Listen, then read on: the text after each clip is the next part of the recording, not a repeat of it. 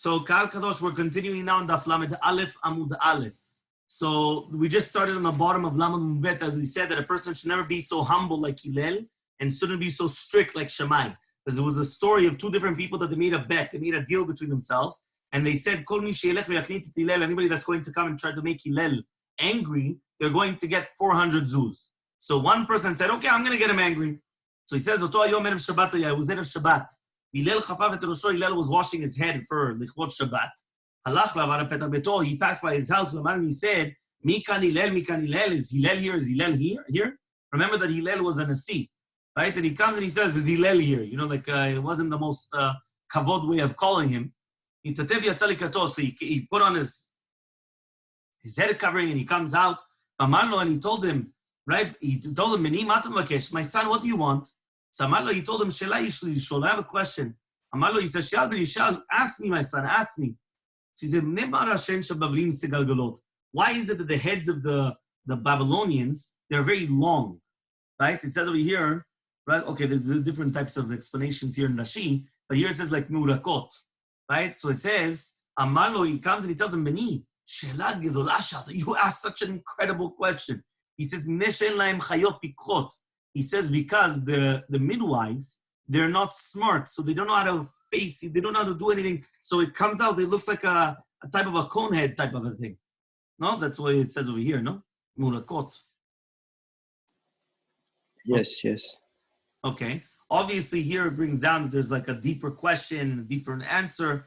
But okay, fine. The Maharsha comes and he says that he was talking about the nature of the Babylonians. He wasn't talking about just the physical of how they looked, the nature, and the Maharsha also explains the answer. So what happened? Because Hillel has Zaken, he was Babylonian. Because of that. I couldn't hear you, Binyamin.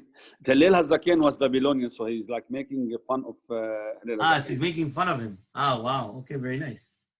So he says, he says like this. He comes now and he says the following. Where does it say that he was a Babylonian?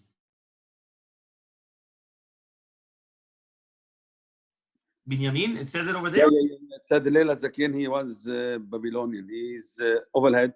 He was alluding to and attempting to insult Hillel, who was Babylonian. Oh, wow. Okay, I don't have that here. Okay, very good.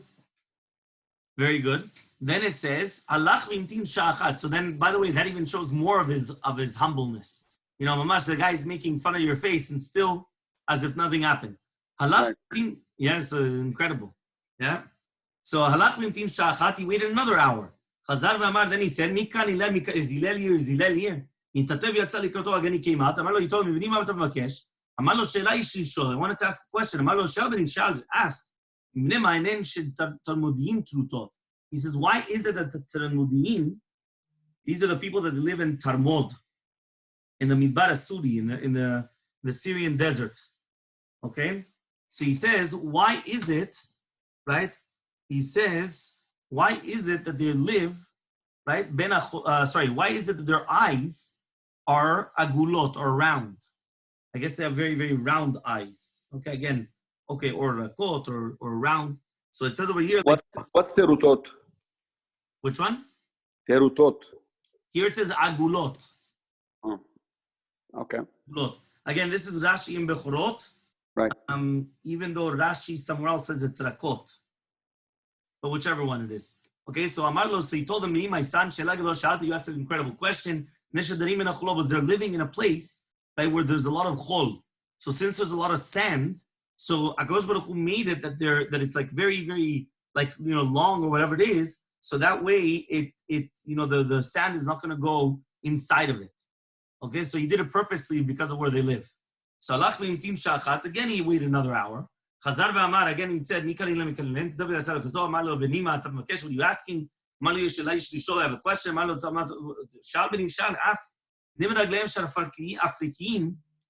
Why are the feet of the Africans, why are they very, very thick? Yeah? That's why they wear sneakers 14.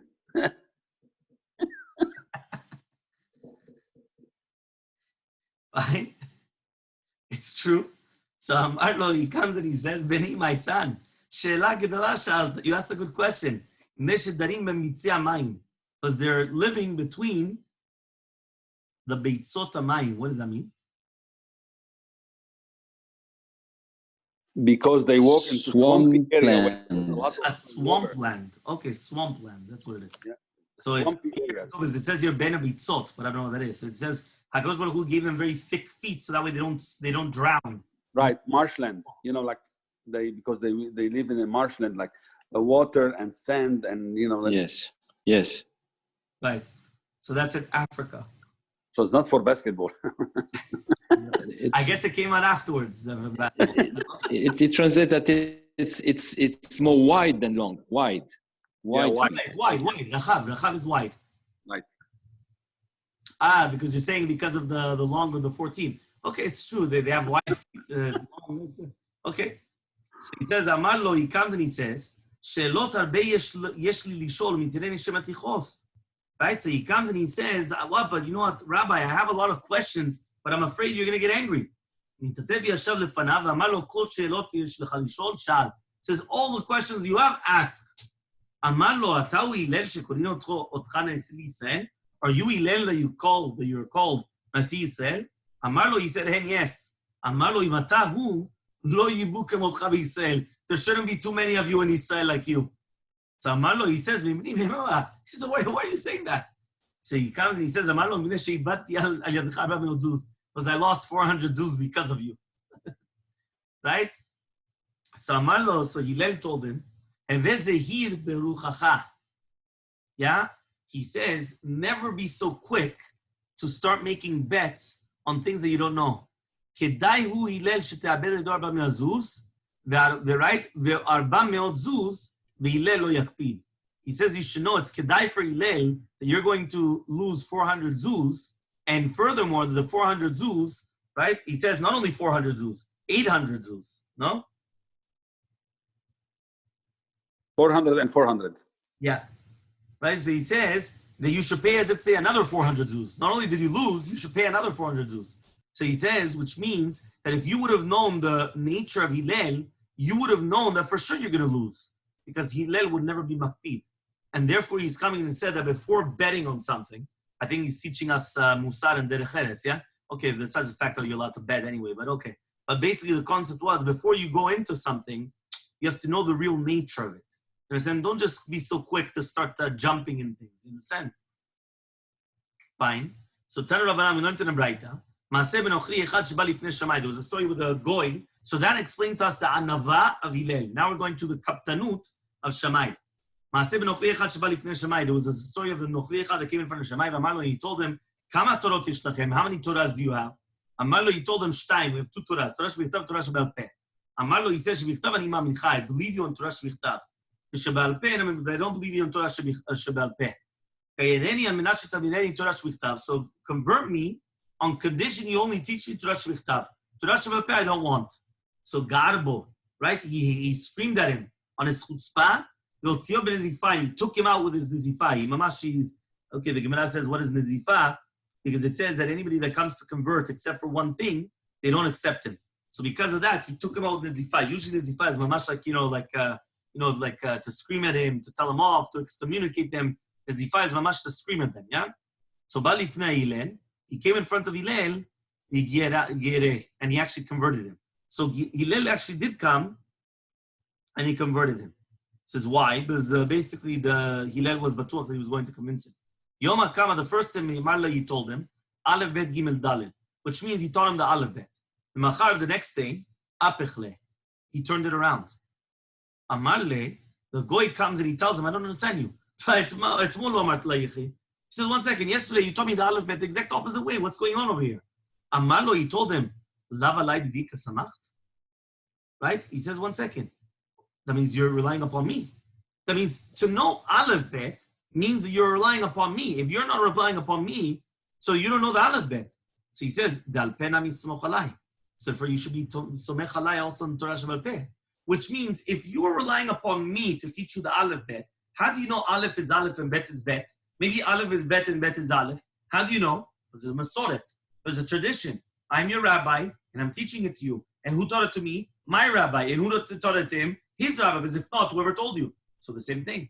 So smoch alai al Torah Shebal Peh. And that's how you actually accepted it upon him. So therefore he went and he taught him that it was impossible to teach the Torah Shebichtav without the Torah Shebal Peh. Shul Ma'aseh v'nochri echad sheba lifnei Shammai, another one that came in front of Shammai, another goy. Amar lo, he told him, Girani v'nashet tamidei kol haTorah kula kishani omed al regel echad. Teach me when I'm on one foot, teach me the entire Torah. Okay, that's what he went and he told him. Teach me the entire Torah. So what happened is that he wanted, he told him, right? He says, Dechafo be'amat binyan. He pushed him, right, with the amat binyan in his hand, which means they used to measure, it was like a measuring stick. So he pushed him with that. There's a whole question exactly here. What does it not mean? What is that regel echad? Pushing him with the amat binyan, which is a measuring stick. So what happened? Balifnei Hillel, he came in front of Hillel, Gireh. Again, he converted him. Amarlo, he told him the entire Torah is based upon this. Ta'alach saneh, echavrach lataver. Whatever you hate, you cannot do it to your friend. Yeah, whatever you hate, don't do it to your friend. By telling him that, Zui kol Torah kula, that's entire Torah. The idach, the rest of the Torah, is a pirush. Zil gmor. Go learn it. Yeah, and you're going to know how to act. Which means the entire Torah is like this. Okay, so this is something very interesting that there's a few explanations here. One explanation is that why didn't he tell them the positive? This is like the V'ahavta l'reacha kamocha, but he's telling them the negative. Right? Whatever you hate, don't do to your friend. What about the positive? So the answer is that to a goy could never understand V'ahavta l'reacha kamocha. A goy could only understand Ta'alach saneh lo taveh lechavreh. Whatever you hate, don't do to your friend. But the positive, V'ahavta l'reacha kamocha, he cannot understand. That's one explanation. However, though, the Marsha, on this Gemara comes and he says an incredible yesod, even though the Rambam is not mashma like that, but the Marsha comes and says something incredible.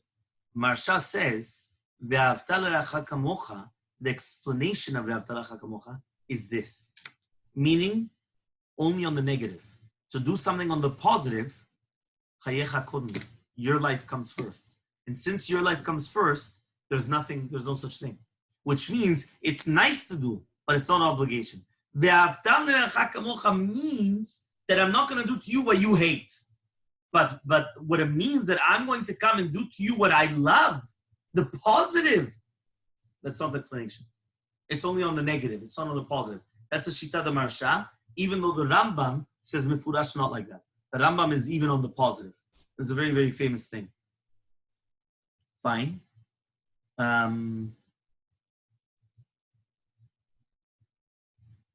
Yeah, he quotes it here in the footnote.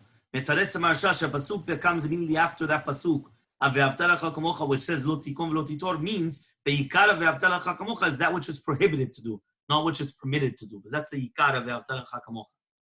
Like Rabbi Shimon Bar Yochai, he mentioned that V'ahavta l'reacha kamocha ani Hashem. If you want to know it's Hashem, V'ahavta l'reacha kamocha. Means you have this is to get the ma'alat to understand Hashem. To understand Hashem, you have to do V'ahavta l'reacha kamocha, exactly. 100%. Okay, very good. Next says like this. A third story about a ger to do with Hillel and Shammai.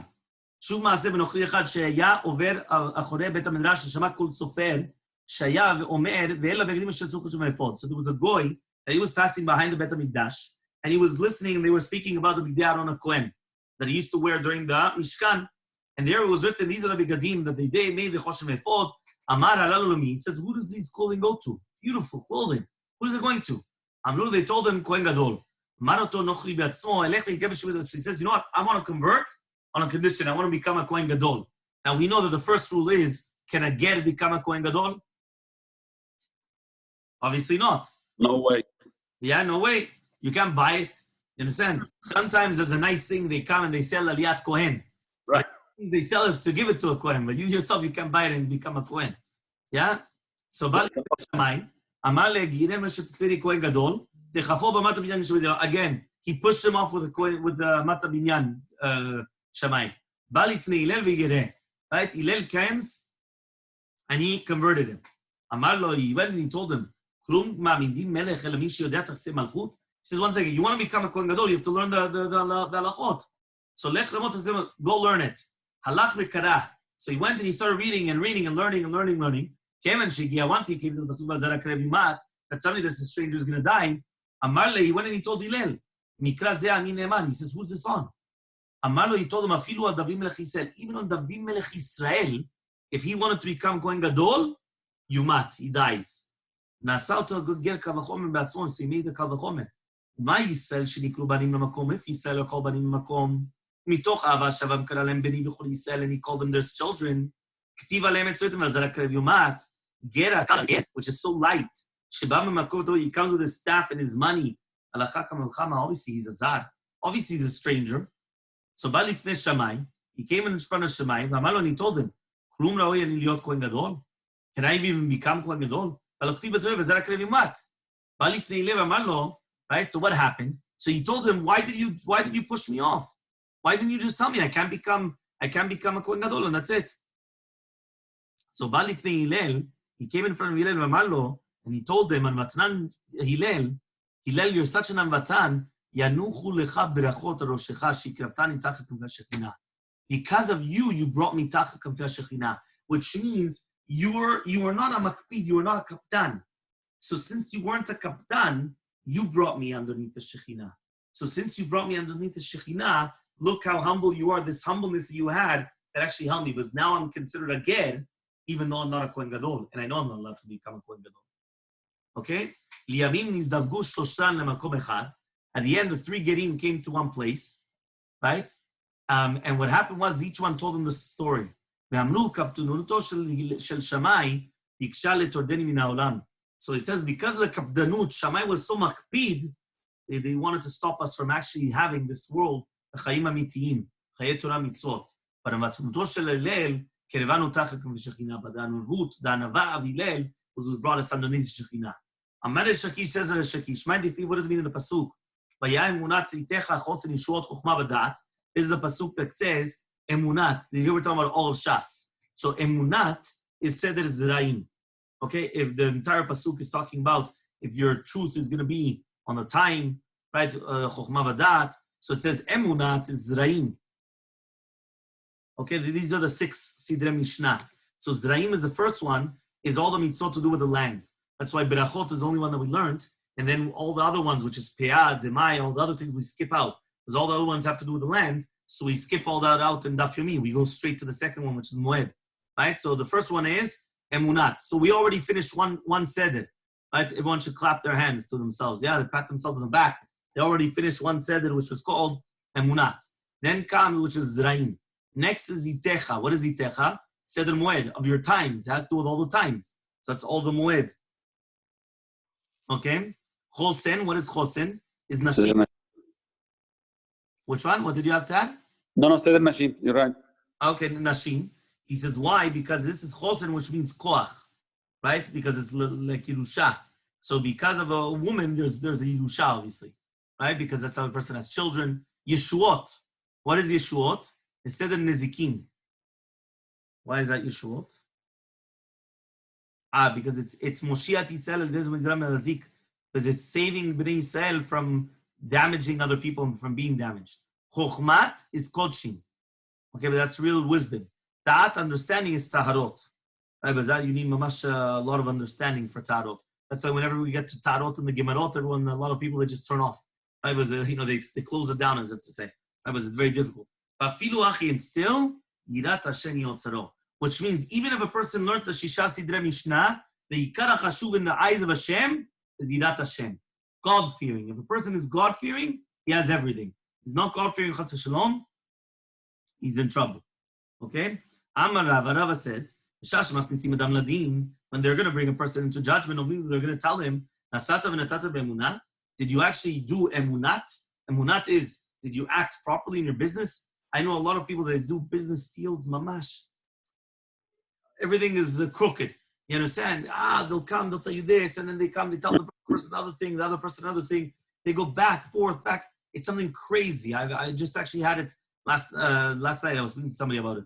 Something incredible. How? Not even for business, for anything. How people will come and become so crooked, right? And they're not truthful in their business. You understand? So it says that's the first question that they're going to ask him in Olam Haba. the first question they ask a person when they pass away, did you act properly in business? Why? Because they come, they'll start forging documents, they'll start changing things, everything to make up everything, whatever you want, right? Why? Business is business, Moses is Moses, do whatever you want. First question they're going to ask you is, were you truthful in your business? Did you cheat the other guy? Were you truthful in the way that you were dealing with them? Right? In all the different, very important. Next, kavata itim la Torah. You kovea itim la Torah. The second question. After your business, right? Kavata itim la Torah. That's itecha. Itecha is the second part of the pasuk. Did you fix a time for learning Torah? Number 3, chosen, right? Pirya v'rivya. Did you procreate? Your second pirya v'rivya. Remember, you have to be yotzei chovah the mitzvah pirya v'rivya. That's a boy and a girl, right? And so on and so forth, right? And I've seen people also that they want to have procreate and they just destroyed everything because they didn't fulfill the mitzvah anyway. Tzipita lishua. You have to be mitzapeh lishua. What does it mean tzipita lishua? Yeshuot. That's the next one, which means were you truly looking forward to Mashiach? That's what we're asking. Number 5, pitpalta b'chokhmah, right? Which means chokhmah. Were you learning in chokhmah? And number 6, evanta Torah mitok tova is da'at. Were you understanding one thing from another thing? And still, yirat Hashem yotzaro. If the yirat Hashem is your otzar, and that's what you have, you're going to be zoched b'din. Ilo, and if not, lo. So a person that doesn't have yirat shamayim, he could be truthful in business. He could be osek b'torah. He could be do pirya v'rivya. He could be looking forward to the Mashiach. He could be being mepalpel b'chukhmah, understanding everything that you want, and still, wallo, nothing. He's not going to be zoched b'din. Why? He doesn't have yirat Hashem. So, mashal adam she'amar li shluchot, it's a mashal to a person that said to a shaliach, haleli kur chitin la'aliyah, bring up a kur chitin to the aliyah, to the upper floor.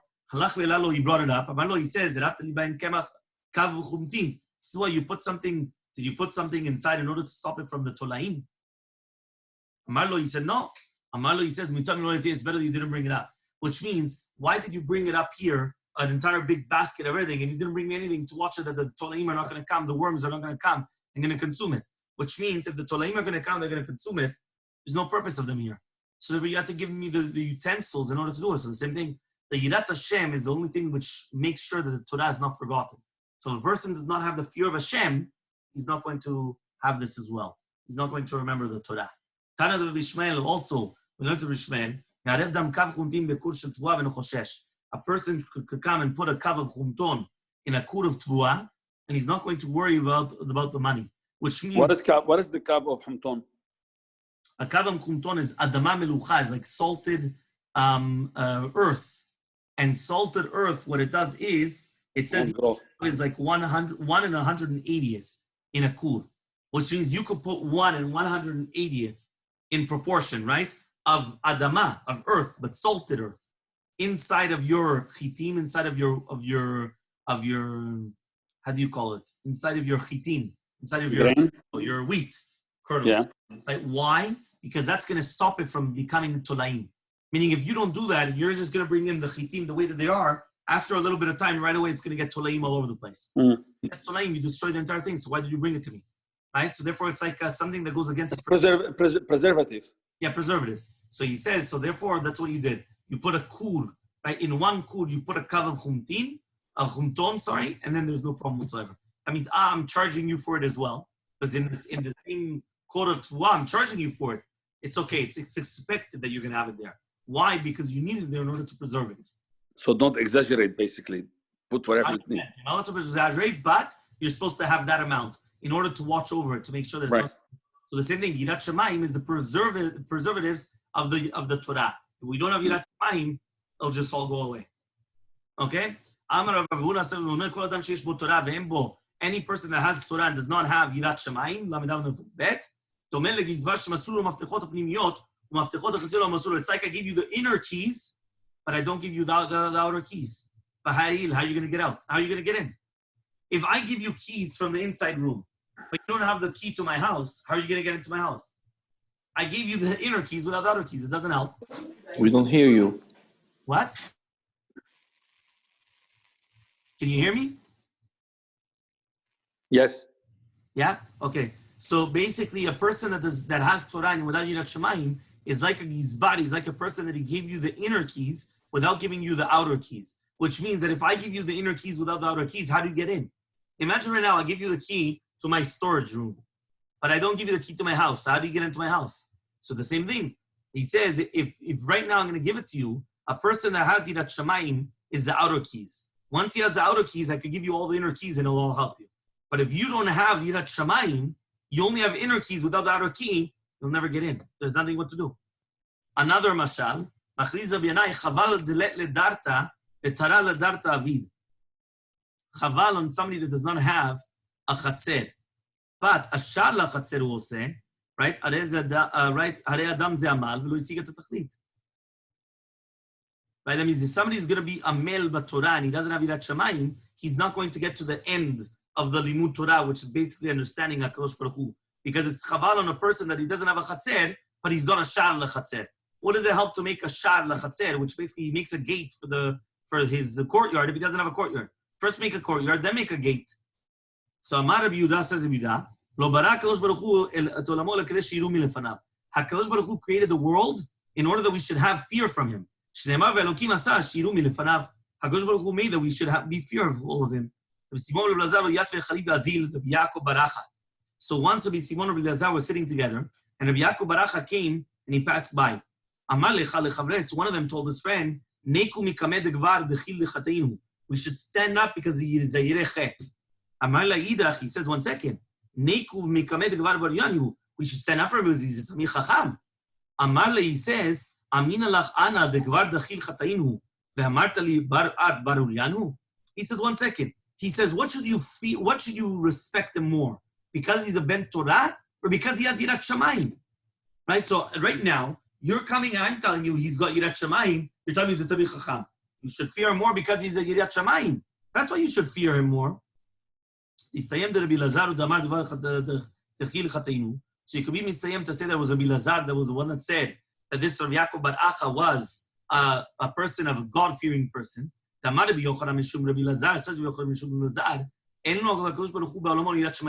only thing that Hashem has in this world is Yirat Shamayim. What does HaKadosh Baruch Hu ask you in this world? Yirat Shamayim. That's what he wants. Right? And it says, "Vayomel Adam hen yirat Hashem yichuchma, shekem b'lashon yevani korin la'achat hen," which means, what does it mean over there when it says "Vayomel Adam hen"? Right? What does it mean hen?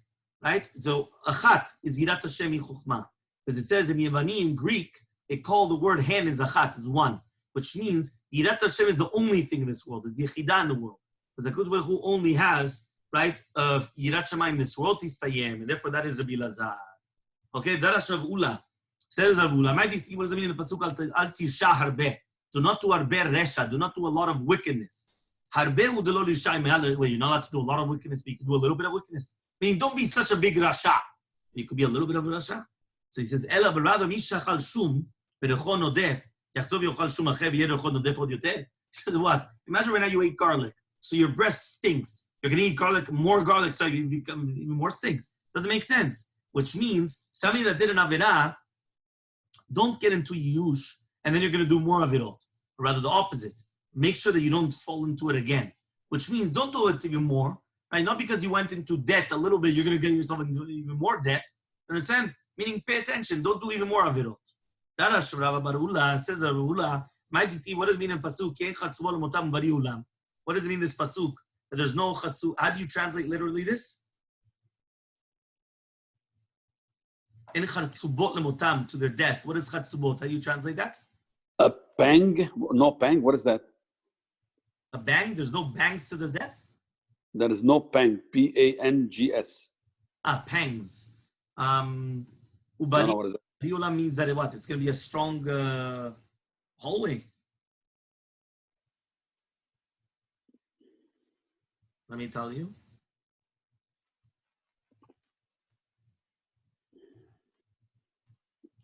Pangs, it says over here, is a sudden feeling of mental or emotional distress or longing.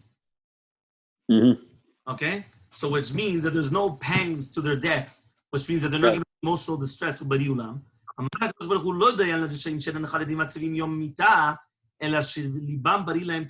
look at these Rishaim. they're not as stressed or they're not emotionally upset at the day of death. It says Chartzubot is a notrikon, right? Of Charedim v'atzebin. Chared in Atzub.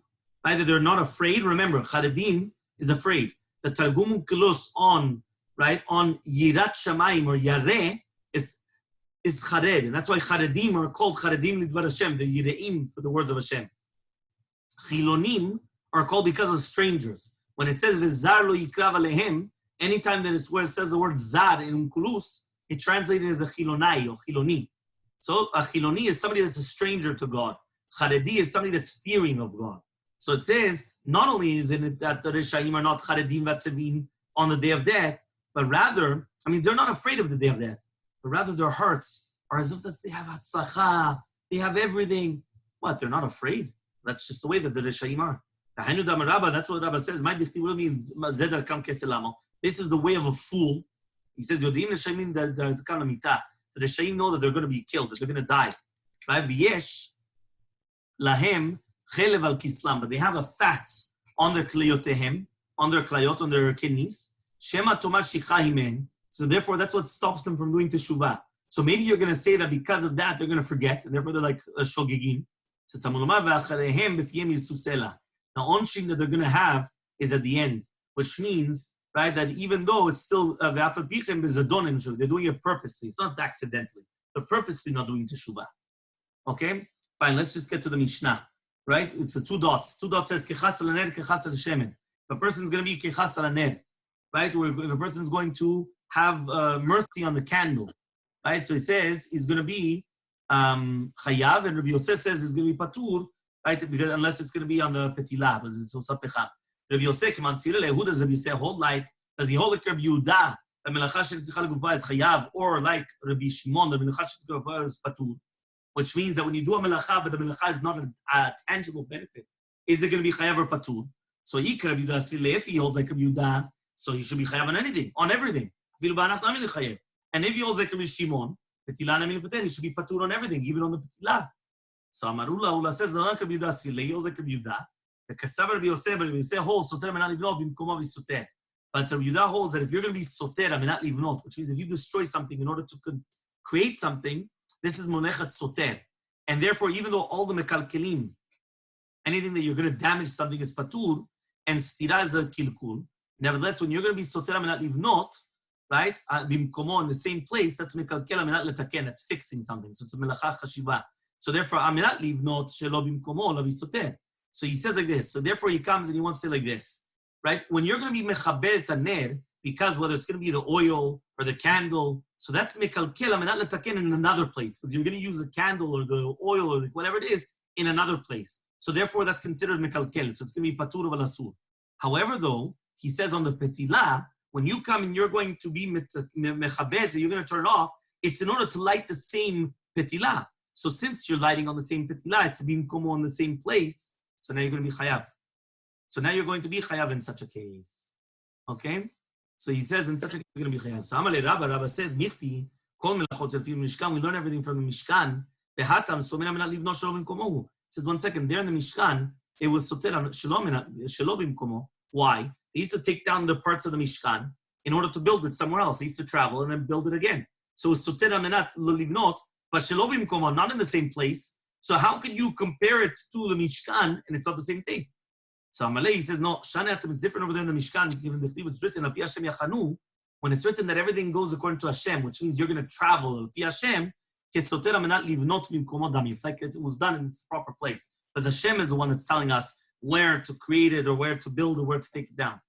Rabbi Yochanan comes and he says a different answer to Rabbi Yosef. So really, he holds not like Rabbi Yehuda, like Rabbi Shimon. My Shna Petila, so why is Petila different? The Rav Amnuna, like Rav Amnuna says, we need the Petila in order to start it well, like a new thing. Right? That means basically, remember, when you take a wick and you light it the first time, the second time it's always much easier to light. So he says, the Vahi, even Rabbi Shimon is going to be modeh, but it's not mekalkel, it's mitaken. Meaning when I turn off the Petila and I don't need it, it's actually a mitaken, I'm not mekalkel. So it's very, very important. Okay? Amar Rava says, Daikanami Diktani, it's also, you can deduce it as Shul Sapecham. What does it mean Shul Sapecham? It's that you're doing pecham, which means you're mitkaven to make the petila now into a pecham, not because it's in the future going to become a pecham. Shmamina, so that's the diuk of Rabbi Yochanan, that right now you're fixing it, but now you're making it easier for the future for you to light it. Okay, we'll just do the Mishnah. This is a one-liner, and then we'll start again the Mishnah for tomorrow. Al shalosh averot nashim eto b'shalitan, right? It says over here that on 3 different averot, women are going to die during the time of birth. Transgression. Which one? Transgression.